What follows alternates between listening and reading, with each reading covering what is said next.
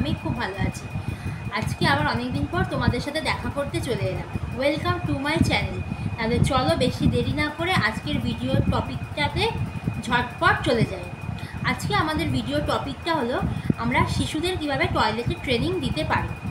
তো প্রথমেই বলবো যে আমরা কোন বয়স থেকে এই টয়লেটের ট্রেনিংটা শুরু করতে পারি। দেখো, বাচ্চার বয়স যখন 2 বছর হবে তখন থেকেই আমরা এই টয়লেটের ট্রেনিংটা শুরু করে দিতে পারি, তার আগে করবো না। কারণ অনেকেই বলতে পারে যে আমার বাচ্চা একদম 6 মাস 8 মাস এখন থেকেই আমি বাচ্চাকে টয়লেটের ট্রেনিং দিচ্ছি, সেটা হতে পারে।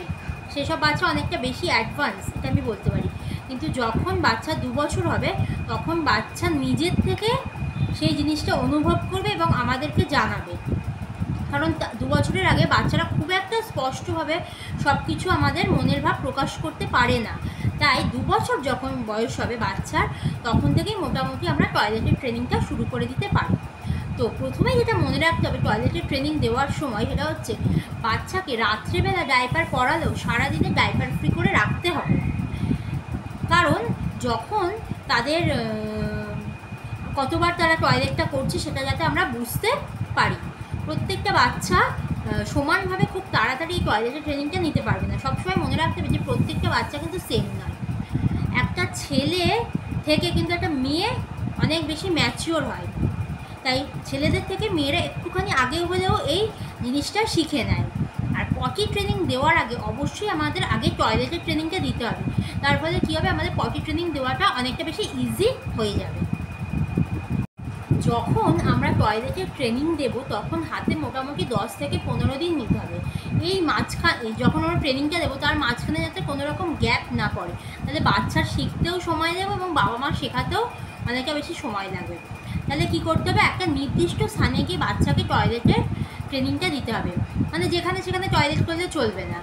যখনই আমরা আগে লক্ষ্য করব যে আমরা যেহেতু ডাইপার পরাবো না, সেক্ষেত্রে আমরা লক্ষ্য করব বাচ্চা মোটামুটি অ্যাভারেজে কতক্ষণ পরপর টয়লেট করছে। কোনো বাচ্চা 20 মিনিট পরপর করে, কোনো বাচ্চা 40 মিনিট পরপর করে, কোনো বাচ্চা 1 ঘন্টা পরপর করে। তো সেই জিনিসটা আমরা একদিনে বুঝতে পারবো না। 2 থেকে 3 দিন কন্টিনিউ বাচ্চাকে অবজার্ভ করে করে আমরা মোটামুটি একটা ধারণা পেয়ে যাব যে বাচ্চা মোটামুটি কতক্ষণ অন্তর টয়লেটটা করতে পারে। তো সেই টাইমটা বাদ আমরা কি করব, বাচ্চাটাকে আমাদের ওয়াশরুমে নিয়ে যাব এবং সেখানে গিয়ে আমরা তাদের টয়লেটটা করাবো। ঠিক আছে? যদি আমরা মনে করি যে না, আমি একেবারে ছোটো বাচ্চা যেহেতু একেবারে ওয়াশরুমে নিয়ে গিয়ে টয়লেটের ট্রেনিংটা দেবো না, সেক্ষেত্রে আমি আগে পটি সিটে বাচ্চাকে যেরকম পটি ট্রেনিং দিই ঠিক সেরকমভাবে আগে পটি সিটে বসিয়ে বাচ্চাকে টয়লেটের ট্রেনিং দেবো। দেন একটু বাচ্চা বড় হলে, ম্যাচিওর হলে, 3.5 বছর কি 4 বছর হলে, তখন আমরা ওয়াশরুমে নিয়ে গিয়ে বাচ্চাকে টয়লেট করাবো। তো ইটস ওকে, কোনো ব্যাপার না। সেক্ষেত্রেও আমরা বাচ্চাকে আগে পটি সিটে বসিয়ে টয়লেট ট্রেনিংটা দিতে পারি। মেয়েদের ক্ষেত্রে আমরা সেখানে বসিয়ে টয়লেট ট্রেনিংটা শুরু করতে পারি এবং ছেলেদের ক্ষেত্রে আমরা কী করতে পারি, বাচ্চাটার সামনে আমরা পটি সিটটা রেখে দিতে পারি এবং মুখে আওয়াজ করতে পারি শি করে, এবং সে টয়লেটটা করে ফেলবে। তো এইভাবে আমাদের টয়লেটের ট্রেনিংয়ের প্রসেসটা চালাতে হবে। নেক্সট যেটা মনে রাখতে হবে, আমি এর আগেও বললাম, বাচ্চারা যখন টয়লেটটা করবে, মানে যখন নিয়ে যাবো তাকে ওয়াশরুমেই হোক বা পটি সিটে বসানোই হোক, কী করতে হবে, মুখে একটা আওয়াজ করতে হবে শি করে, যেটা আমরা সবাই জানি। ওটার সাথে কোনো লিঙ্ক নেই টয়লেটের ট্রেনিংয়ের, তবু আমরা ওটা করি কারণ বাচ্চারা যাতে বুঝতে পারে যে ওই আওয়াজটা করার ফলে আমাদের এবার টয়লেটটা করতে হবে। ওই আওয়াজটার সাথে তাদের ব্রেনে একটা অ্যাটাচমেন্ট তৈরি হবে।